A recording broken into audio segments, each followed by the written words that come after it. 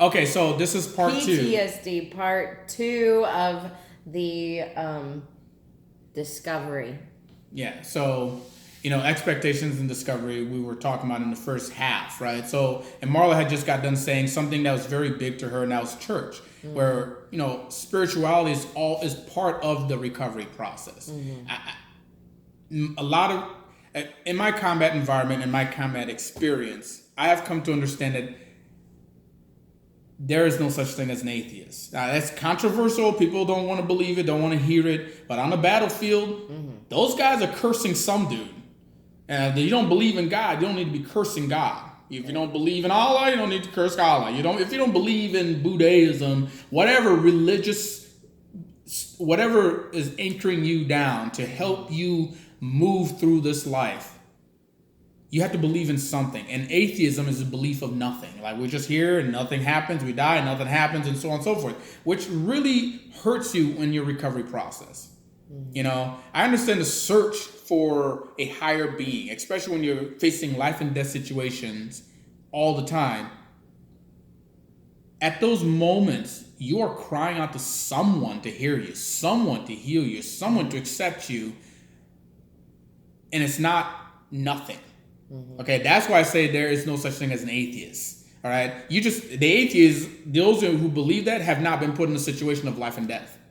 I guarantee it to you. Firefighters I know believe in some form of God, even if they don't necessarily worship God. They believe in something, because all the stuff they see, they have to have something to help them anchor in the humanity of humans when they see their things. Police officers, law enforcement, military, everyone that serves and defends and protects, even those who don't actually are not there, but pastors who have to be called to do funerals. It's a peace. It's a peace that comes over you and gives you comfort. It doesn't mean that it fixed anything. It just gives you comfort. That there's something, someone, some plan out there that's bigger and greater than you. And so when I was telling her no, like, we were fighting about that. Our fights and Sunday mornings were so bad. Yeah, it would get bad, and it's somewhere along the way I'd feel like a complete prick, okay? Because even though you have PTSD doesn't mean you live in a bubble and think, oh, I don't feel anything. No, I feel it. It's just that I don't want to engage in it. Right. Don't tap on the I'm table. not tapping. That's why I went above it. Okay. Don't tap on the table. This is my corrections officer.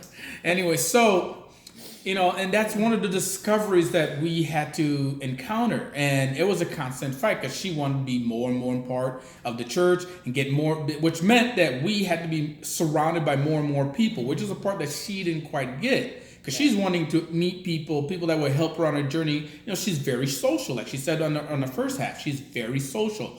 Well, for me, I don't trust anybody.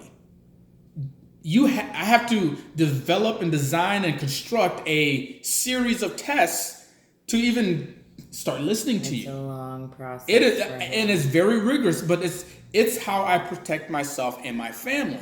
Marla will hug the beggar down the street. I love hugging strangers. She'll run and hug, and I'm thinking that dude might have a knife on him, glass jars, or disease maybe that she's gonna bring back. Guess who? To me. And to our family. So now she's lying on the bed dying from the disease she got from being loving on somebody, And that used to drive me crazy. You won't believe how long I've had to practice and work and struggle to get in her mind. Maybe handshake.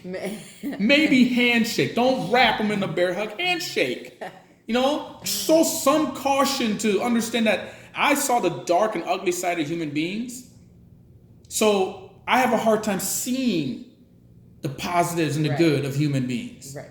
And when people say, "Oh, everyone's basically good," I'm like, you need to slap yourself. And hard. To be honest, I was very down on him. I was like, well, that's not even right. That's not even the right way of thinking, and that's not even, again, that grace that we talked about in the part one.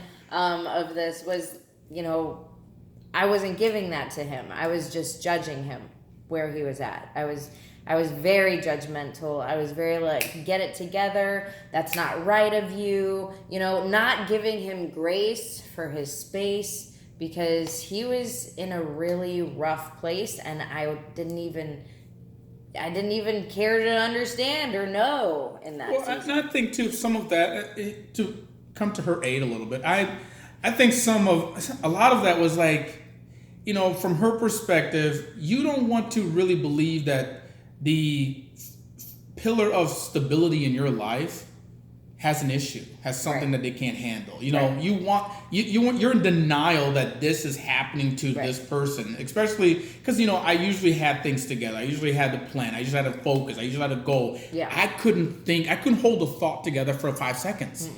But the problem was, it wasn't just that I couldn't hold the thought together. And this is part of my discovery. I realized that I couldn't even do the same things I used to do, and which played in the back of my mind. Like in my mind, I'm like, oh, this will take 5 minutes. Oh, hang up the picture on this wall. Yeah, that's no problem, right? Nail, hammer, pound it in, hang the item up, and balance it out a little bit, right? That would take me like 30 minutes. And I would be so angry with myself because I'm like, I know I can do this better. Why is this so difficult? I'm discovering these things I didn't think I had a problem with. And she's dealing with my attitude. She's like, what's with your attitude? And like, because I didn't start off with an attitude, but now I have an attitude. And she's like, well, what? And then her attitude about my attitude just like created this monster. And now I don't want to say. We both have attitudes. And I don't want to say like, I don't want to be saying, hey, I'm having this issue, like I can't perform, you know? And that's embarrassing to tell you what, hey, I forgot how to hang up a freaking picture on a freaking wall. Something that simple. It's not very like manly. It's not, especially as a Marine, you thought you were invincible. So it's not something you just want to say to people either. So then what? Well, then the reasonable thing to do is to get angry about it. You know? And I think that's what a lot of men do. They transfer, like, their lack and their fear, it transfers it to anger very quickly. So for the women out there, if your husband is angry or your significant other is angry, you might want to look deeper into that, because it may not really be that he's angry with you. He's just acting out in anger because he's frustrated about something he can't do. But, you know, you're the closest person to him, so it's seeming like he's angry with you. And that was a huge discovery for me. When I found out, wow, he's not really angry with me. There's a whole slew of things that we're dealing with that he's frustrated with, that he can't perform and he can't do what he used to do. And that's a source of frustration for any man. So that was a huge realization for me, to know that this dude is not angry with me. He's frustrated. Yeah. And, you know, and I would go out there and do woodworking. I loved woodworking. You know what I do now? I don't do woodworking because I love it, but I know I have to prepare myself. So over the years, over time, I've realized that I have to give myself grace. He was talking about giving me grace earlier. I have to give myself space and time, and that's just difficult to do when you're expecting it of yourself. You're your worst own critic. So I expected to be able to do this. I'm like, now she says, hey, could you do this? I'm like, okay, well, what used to take me 10 minutes, I'm just going to tack on an hour. Right, and he had to learn how to give himself grace at that point, like grace for his space. You know, like he had to learn how to not throw out a number that he used to, but take a moment, absorb what the task was, and come up with a realistic expectation. And I think that's what a lot of people struggle with these days, is not having a realistic expectation. Yeah, an attainable one, you know? That goes for weight loss, that goes for a marriage, that goes for parenting. You know, if you don't have realistic expectations, you are always going to be frustrated, and you're always going to feel like you're not reaching the mark. So you have to look at your expectations and the reality of your situation. And on point.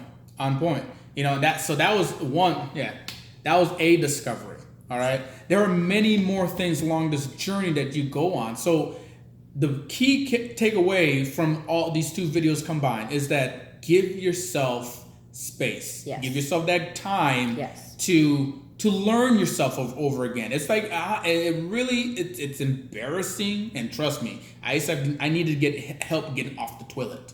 Okay, Yes. all right. So you need to give yourself that time. It is the hardest thing to do. It's the simplest thing to do, but it's the hardest thing to do because you think you're better than that, and you are. Mm-hmm. You are better than that, and you're better than that into the sense that you need to you should know enough to give yourself that extra space as you make these discoveries. Yeah. All right, and she's a trooper.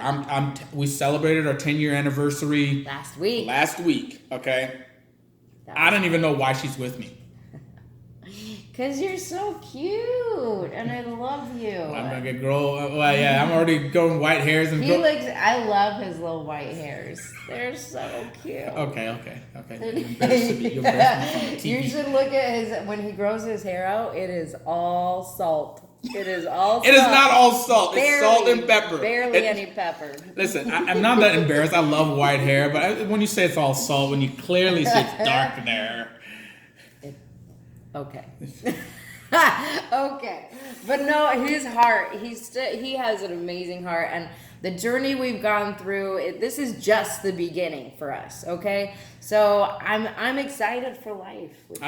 Honestly, I'm making new discoveries. I'm finally getting to the point where I'm getting out of my bubble and my issues, which has been a long time coming, and we're going, I feel like we're getting back to where we used to be.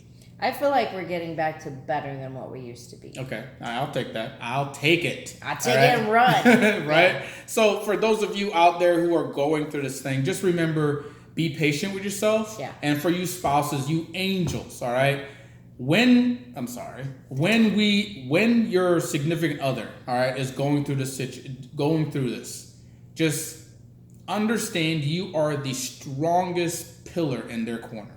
You are the only support that matters. Your words, your emotions, your facial gestures, everything that you bring into that relationship is the only thing that matters to us.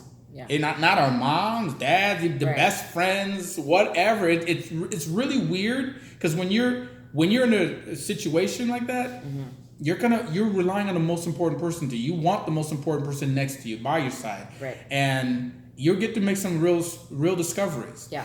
Right, and she has been that person for me, and I don't want you guys to give up hope. I want you guys to keep trying and understand that discoveries are going to happen. Give yourself some time to learn those new discoveries, and actually challenge yourself. Ask the question like, why do I feel this way? Right. You know, instead of putting it on the back burner and just going with it. And then for the spouses, you see them frustrated. I don't know your man. I don't know your significant other. It could be a woman. I don't know how they respond. But for me, going like, oh, it's okay. That pisses me off more. I found that out the hard way. You want to be nurturing. You want to be supportive. Yes, but sometimes you have to know your significant other. Right. Step back. Let it play out for a moment and say, hey, you okay? Like, yeah, you know, he might not even tell you the truth. She might not even tell you the truth. You're like, yeah, it's fine. We even do that at family members' houses. For parties, even when we have family gatherings here, I check in on him. You doing all right? Yeah. Just those words alone help him know that I'm in his corner. That's it. That is it right there. It's not that you're going to fix the problem. I feel like a woman at the moment. I'm sorry for all you women out there. But you know how you want your significant other just to hear you, not fix the problem? Yes. With guys with PTSD, that's the same thing. Right. Just don't say it in a feminine way like that. Okay? I just told it to you from a dude, and a dude's going to accept it. But understand, just knowing that you're on their corner. Right. Hey, so next week we are going to be talking about night terrors. Oh, my God. And how you ready for that? One night, I don't know. Spoiler. I almost killed my wife. Legit, and it was a 6 hour. Almost. It was a 6 hour process one night. Almost. So. Stay tuned for that one. Oh my God, that was actually just as scary for me as it was for her. Yeah, that was terrifying. So we're going to be talking about that next week, and I hope you guys have a good week. Just keep your head Reach out up. if you're struggling with PTSD. Reach out, message us. Let us know. We are here for you. We are not psychologists. We are not therapists. We are just two people who have screwed up royally, and we are saved by the grace of God, and we love people. So message us. All right? Peace. Talk to you later.